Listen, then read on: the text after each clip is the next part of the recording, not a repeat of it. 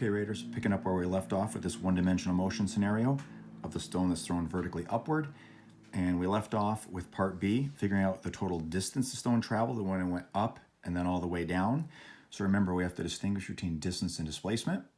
And in all our equations, d is displacement. And when an object only moves in one direction, distance and displacement are interchangeable. But in a scenario like this, where it goes up and then goes down, there is a difference between distance and displacement. So in this particular case here, what we really want to do is figure out how high up the ball goes, and then we're going to combine that with the entire distance it has to go down, and collectively that'll be the distance as opposed to displacement. For the whole trip, displacement, where does something end up compared to where it started? It ends up 80 meters below. Displacement's negative 80. There's nothing to calculate there. But when it says what total distance, we have to analyze up to the peak for this.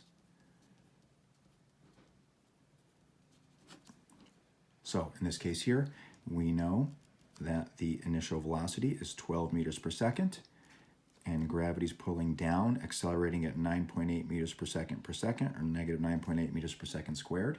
And at the peak, at that instant, it's not moving up or down, so final velocity is 0. And then we can find d, displacement. Or in this case, distance, interchangeable if we're just focusing on the way up. So this combination of variables will set up for vf squared equals vi squared plus 2ad. 0 squared equals 12 squared plus 2 times negative 9.8 times this unknown d. So 0 equals 144 minus 19.6d.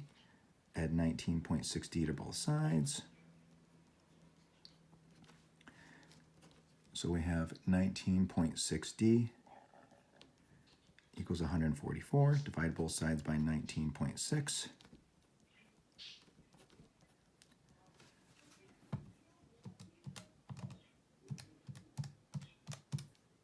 So that's about 7.3 meters.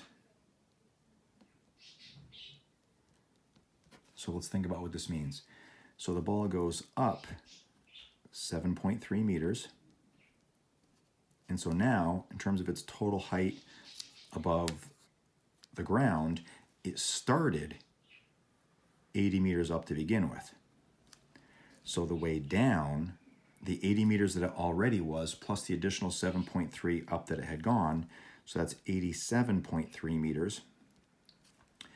So in terms of the total distance it traveled up 7.3 meters, and then we have to combine the distance down, which was 87.3 meters.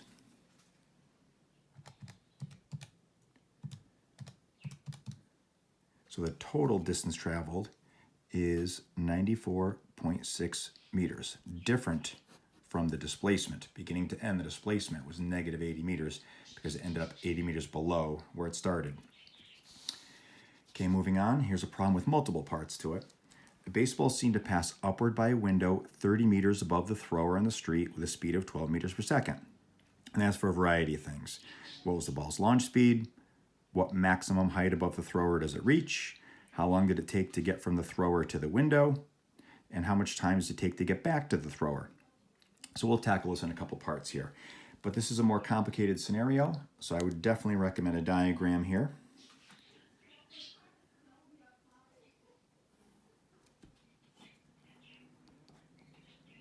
So throwing this ball upward. And notice the wording of the scenario. A baseball is seen to pass upward by a window 30 meters above the thrower on the street.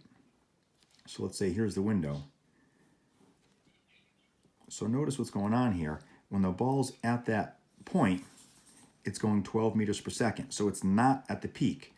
So with these motion scenarios, a lot of times the most natural segments to analyze are whole trip or up to the peak. But here we've got kind of one of those unique sections. So again, we've dealt with this before. You can customize your segments as much as needed. So we can say from throw to 30 meters up.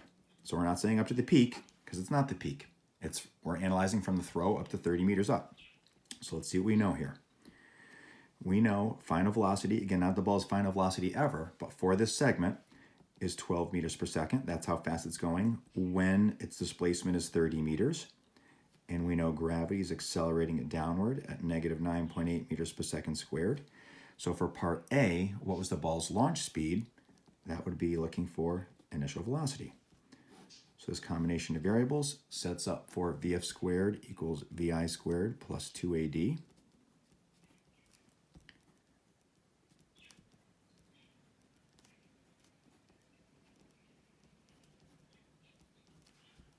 So 144 equals Vi squared, and then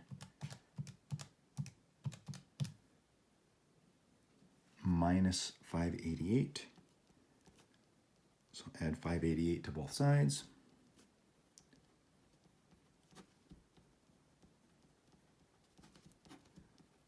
So Vi squared, initial velocity squared, equals 732. Take the square root of both sides.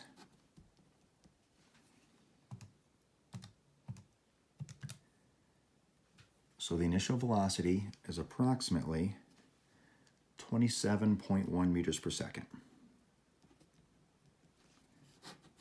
So that's the answer to part A. What was the ball's launch speed? Then we want to know what maximum height above the thrower does it reach.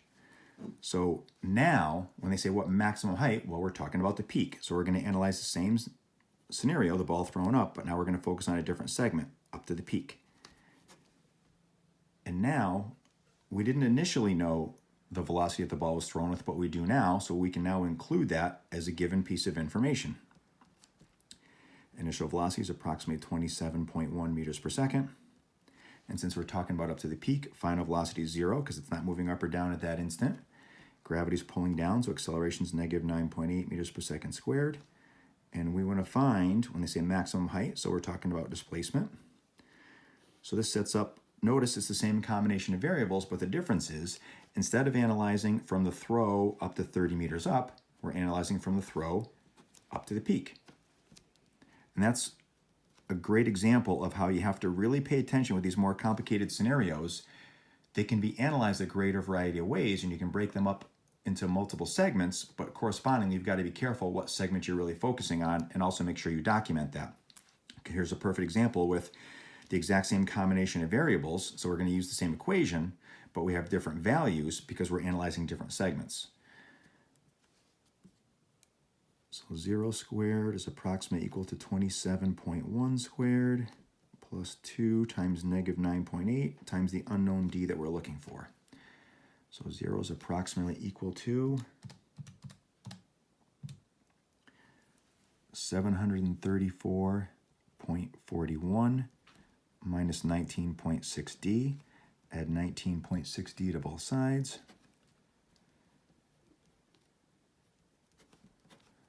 So 19.6d is approximately equal to 734.41. Divide both sides by 19.6. So the displacement up to the peak, aka how much higher does it go, ends up being about 37.5 meters. So what maximum height? That would be part B.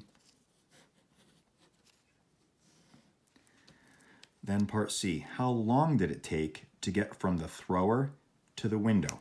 So now we're going back to analyzing from the throw to 30 meters up. So again, rather than rewrite all that, you can just kind of put a little bracket and just kind of put an arrow to show that you're doing the same thing down here. But now how long did it take? But now we're looking for time. So we know all the things that we originally knew, plus we also have the initial velocity. So we can do Vf equals Vi plus At. Well, for this, from the throw to 30 meters up, because that corresponds with how long did it take to get from the thrower to the window. That's what we're looking for, from the throw to 30 meters up. So it reached a velocity of 12 meters per second when it reached the window, and it started with an initial velocity of approximately 27.1 plus negative 9.8 t. So 12 is approximately equal to 27.1 minus 9.8 t. Subtract 27.1 from both sides.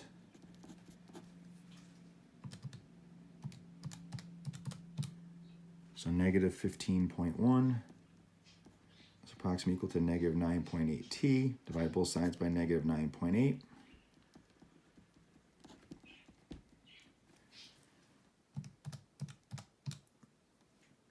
So it ends up being approximately 1.54 seconds to get from the thrower to the window. So that was part C. And then finally, part D, how much time does it take to get back to the thrower? So what we're really looking at here, how much time does it take to get back to the thrower? So if the ball goes all the way up and comes all the way down, back to the thrower, we're just talking about whole trip.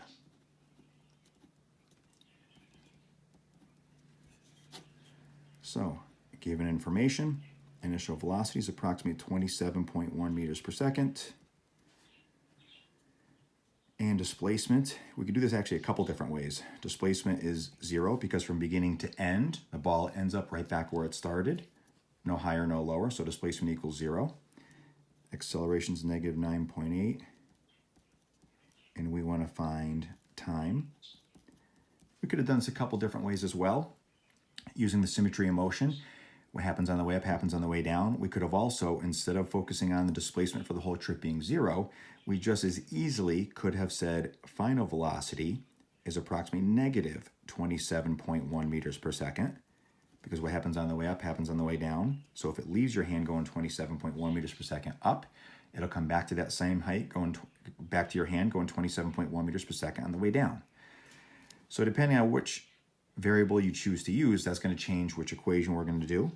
But basically what I originally picked, that would set it for the quadratic. D equals VIT plus 1/2 AT squared.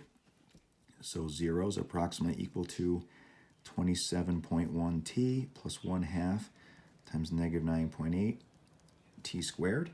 Well, setting this up for the quadratic, so we're going to look for the format of ax squared plus bx plus c equals 0. So 1/2 times negative 9.8 is negative 4.9 t squared plus 27.1 t, and the constant is just 0, so plus 0 equals 0. Negative 4.9 is your A term, 27.1 is your B term, and 0 is your C term. So here's where we've done this before. You can either use the quad-tick program on the calculator, or you can use Desmos, and when you graph that quadratic, just pull the relevant points off the graph. But the bottom line is we have a couple of resources to save us the kind of tedious trouble of doing the quadratic formula ourselves of t equals negative b plus or minus radical b squared minus 4ac all over 2a. We have our standard form quadratic equation, so we can do that, but we don't need to do that. We have some quicker ways to do that. So I'm going to do that using the quad-tick program in the calculator. So it's going to prompt me for my A value, negative 4.9. It's going to prompt me for my B values, 27.1, and prompt me for the C value, which is 0. So the two possible times that would make this true is either 0 or approximately 5.53 seconds. And if we're talking about why, how we had set this up, we had set it up for when the ball's displacement was 0, when it's back in your hand. So it should make sense that one of the possible times is 0, because that time 0, you haven't thrown it yet, it's displacement 0, it's in your hand. And then the other time is after 5.53 seconds. So part D, how much time does it take to get back to the thrower? 5.53 seconds. All right, Raiders, as always, if you have any questions, contact me on the Remind app.